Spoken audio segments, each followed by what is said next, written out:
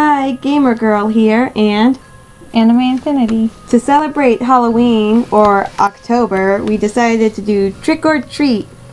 And if it's scary, then hopefully I'll survive, because I don't like scary stuff. I do, on the other hand. Yeah, she does, so she'll like it probably, and I probably won't. So let's start and see what happens in trick or treat. Boo! One thing to note, don't mind the windowed screen right here. We couldn't get it to go full screen at all, so we had to put up with this. Oh, trust me, she tried. She did try to get it to do full screen, but it wouldn't do anything. It just did this as a result. So if you buy this game, expect this to happen.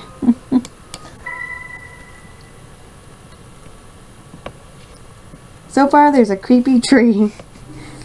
Oh. The sounds of our steps, combined with that of the occasional nocturnal animals, the only thing we can hear. It's terribly dark in this place. The dense vegetation makes it impossible to see the sky or light from the moon. Our flashlights are the only things that light up our way. At times like this, one begs to not run out of battery. We walk without knowing what we are really looking for, or better said, for no reason. We are just a group of boys, bored with our lives. I thought it was girls. I know, that's what I was reading like that. Trying to create a lasting memory of this night instead of just staying home and doing nothing. Today is October 31st, All Hallows Eve, better known as Halloween. Boo! 3 young men walk through a dark but up until now nothing special Forest. Doesn't make sense, but nothing. Well, there's trees. Now nothing special forest, me being one of them. Oh, I guess now when you're reading it like that. Okay. We are doing it to prove our courage. It's too bad there isn't a girl here to see how brave we are, take out on the date. Seeing it like that, one could say this is a meaningless effort. For a moment, I stopped to look at my watch. It's 1:49 a.m. Yeah, Wow. a.m. That means we have been walking aimlessly for more than 2 hours. I am sure that many people would find a place like this terrifying. But once you get used to it, the fear disappears, making it feel like normal. What makes us afraid of the dark is that we cannot know what hides in it, what lurks in the shadows. Ooh. But this is clearly an empty darkness. Sorry, I'm trying to create the atmosphere. At the moment, I sigh, feeling how tired my legs are. What is the point of being here? Clearly we had already demonstrated what we wanted.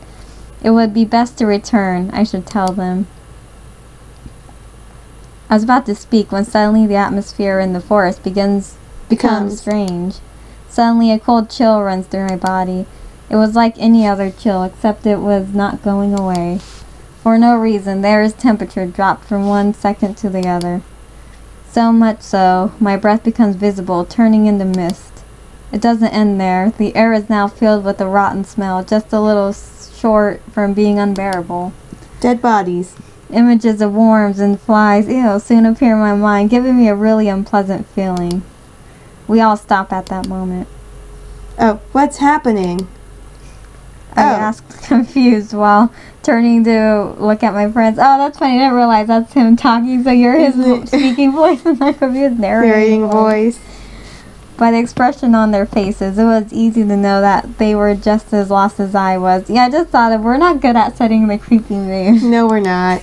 Ooh. It was then that we heard footsteps nearby that did not come from any of us. We all got dead quiet after that.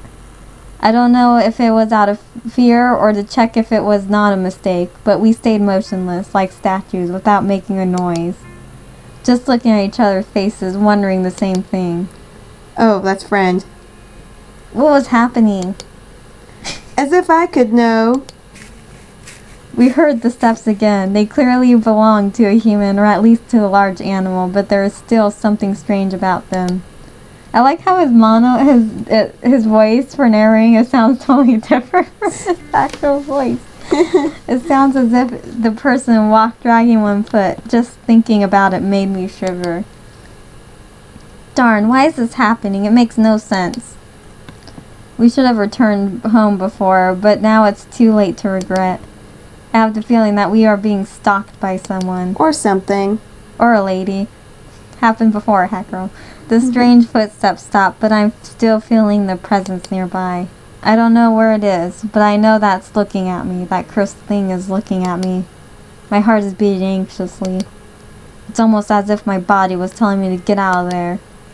But strangely, my friends seem unable to perceive it. It seems that's gone. It must have been just an animal, said one of them, convinced that we were safe. I would like to believe that, too.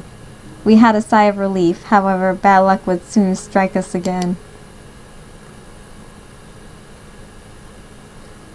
This is the longest narration ever. Unexpectedly, the forest becomes darker than before in just a blink of an eye. But that wasn't the fault of the forest, but of our flashlights, which went out. Of the three, only one, mine, was still working. What's going on? Did the batteries die? One of them, I'm sorry, you're getting no talk time. It's okay. Asked one of them, scared, while they both beat them desperately as if that was going to revive them. I can't blame them. The idea of walking in the darkness was not pleasant for anyone. But after a few moments, we had no choice but to resign ourselves to that. Once more, the sound of footsteps is heard. Of our footsteps. Yes, but the silence is different now. We are not quiet because we have nothing to say, but because we're afraid. We continue walking despite the fear that invades us. Visibility is almost zero, but we have no choice. In theory, we were walking back looking for the exit, but I cannot remember anything of this forest. We could be walking in circles, and I would never notice it until it's too late. I hate the thought of it. I just want to get out of here. Suddenly, my thoughts are silenced. We hear the footsteps of someone or something. Once more, the three of us become statues awaiting the presence to go. I hold my breath while feeling my heart beating anxiously. Is something going to come out of the clouds? I'm sorry. It's just a skeleton face. Get away from here and leave us alone. Unexpectedly, the steps are heard closer. This time, they do not disappear, but rather come at us. I can't stand it. Desperately, I move my flashlight everywhere, looking for the author of those footsteps, hoping for the light to reveal their identity and erase our fears. Nothing, nothing, nothing. Is that all there is around here? Just empty air? My anxiety grows with each failed attempt. I refuse to believe that it was a ghost. Suddenly, when I move the flashlight again, I see a silhouette. I could not distinguish what it was, but for a moment the light revealed something. Quickly, I point to the same place only to discover it was gone. I hold my breath anxiously. It was not an illusion. I am sure that I saw something. It was then that I hear something nearby. Without even thinking, I aim the light towards that place. Oh, go ahead. What I found leaves us paralyzed with an expression of disbelief on our faces. It's going to show us what it is? A cat! Oh. Kitty, kitty, kitty! I love cats. It is a white cat with eyes of intense red, which stands before us. Her look is not the friendliest, to say something. Somehow I get the feeling it's a female cat. Hey! Suddenly she lets out a thunderous meow that leaves us terrified.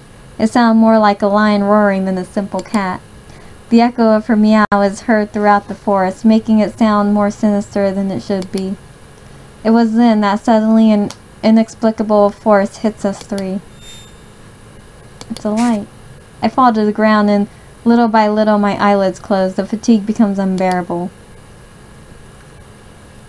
I lose consciousness on the ground of the forest without knowing what was going to happen to me.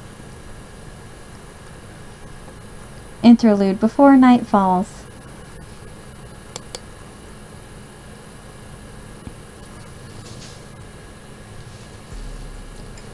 It is a day like any other day, so normal that it was almost painful. The only special thing that could be said about it is that it's October 31st. Far were the memories when I was a kid and went out with my friends to ask for sweets from house to house. Just remembering it made me sigh. I feel nostalgic. Some things were better when I was a child, or at least seems like that. There were some who had good costumes, whether of superheroes or monsters. My friend and I, on the other hand, had to use our imagination. Creativity was our costume, you could say, no matter how funny it could sound. I remember that my mother once painted red my face and told me, "You will be the demon." But it seems only she saw it that way. When we went from home to home, everyone said I was the tomato man. That's sad. but those things didn't matter to me since we always had a good time.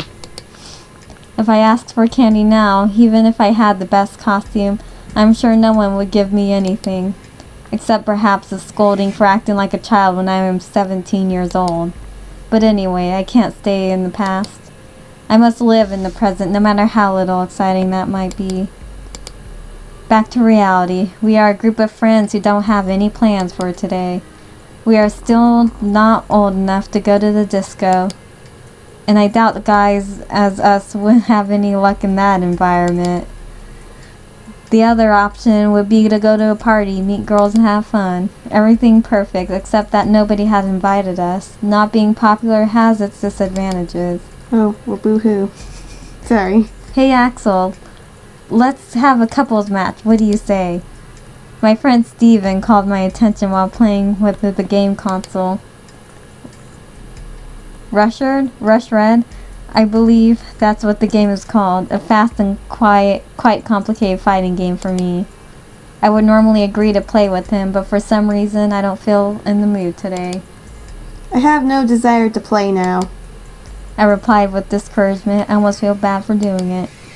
Boring. The AI is no rival for me, Steven said with confidence. That you're playing on normal difficulty does not help your argument. I don't feel like losing, but if you want, you can challenge to Alfred. I said, leading the attention to my other friend. I don't know how to play that, answered Alfred, doubting for a second. He is sitting behind the PC, but it seems that he isn't doing anything interesting. The screen only shows a lot of text. I think he is in Wikipedia. Hey, don't you have something more fun to do? I asked with discouragement, without even thinking about what he was reading. Alfred looked at me surprised. The actual problem of society is that people are not interested in discovering their history. He is one of those pseudo-intellectuals always looking for any rare information to appear smarter than others. When we forget about our past, we are doomed to repeat them, he added later. What are you talking about? This village is small and its story is not interesting at all. Nothing outside of the normal has ever happened in it. Alfred laughed mockingly after hearing that. Your ignorance is worthy of praise. He pauses, filling his chest with pride. The very fact it is a small-tailed is the reason it's full of mysteries. Did you know that 20 years ago on this date a man disappeared? So, what about it? I asked without being impressed or interested in the least. Things like that happen all the time in all places. As I thought, you don't know the history despite living in this very place, Alfred said while adjusting his glasses in an arrogant gesture. There is a legend behind the disappearance. That is what I was reading. After listening to him, I looked back at the computer screen with curiosity. It's then that I noticed that it was not Wikipedia, but some other page. Come on, read this and learn a little, Alfred said, inviting us to read what was on the screen. Both Steven and I moved closer to read it.